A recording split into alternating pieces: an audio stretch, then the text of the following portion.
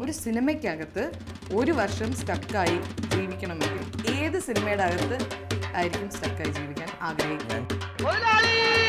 പഞ്ചാബി അതിൽ ഏത് ക്യാരക്ടർ? ഏത് ക്യാരക്ടർ ഒന്നുമില്ല, വഴി കൂടെ പോയാൽ അകത്തേന്ന് പഞ്ചാബിനോട് ഹിന്ദിയിൽ പറ ഗംഗാധര മുതലാളി രമണനും വന്നേക്കണം. പറയാം കൂടെ ഒരു പൊട്ടനുണ്ടെന്ന് പറഞ്ഞു.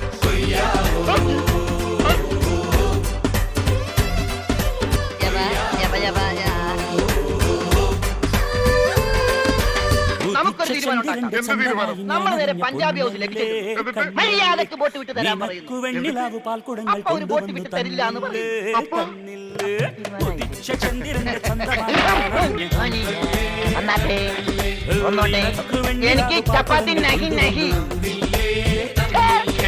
ആകപ്പാടെ കടവും കടപ്പടി കൂട്ടത്തിലൊരു ഉരുപ്പടി. പോരാത്തതിന് കയ്യിലൊരു കുറിപ്പടി.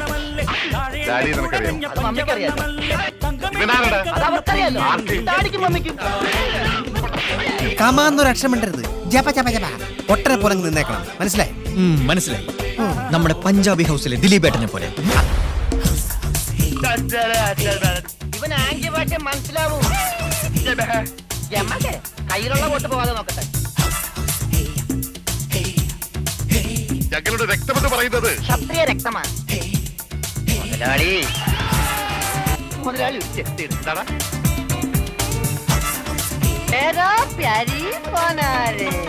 സോനാരേ സോനാരേ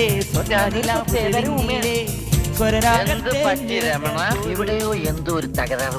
സോനാരേ സോനാരേ സ്വർണ്ണ നിലാവു തെളിഞ്ഞില്ലേ പങ്കുവയ്ക്കാൻ പോരൂ.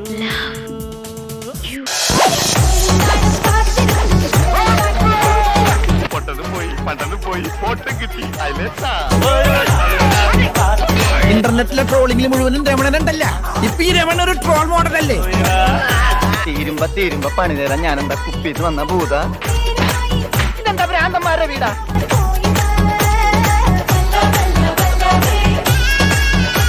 ഞാൻ പോയി വരട്ടെ മക്കളെ. 2-ാം തീയതി വരാം. ഏത് മാസം? എല്ലാ മാസവും 2-ാം തീയതി ഉണ്ടല്ലോ. മുതലാളി അവനെ പിന്നെയും കാണാണ്ടായി. നീ വിശ്രമിക്കാൻ പോടാ, പോയി നോക്കടാ. അയ്യോ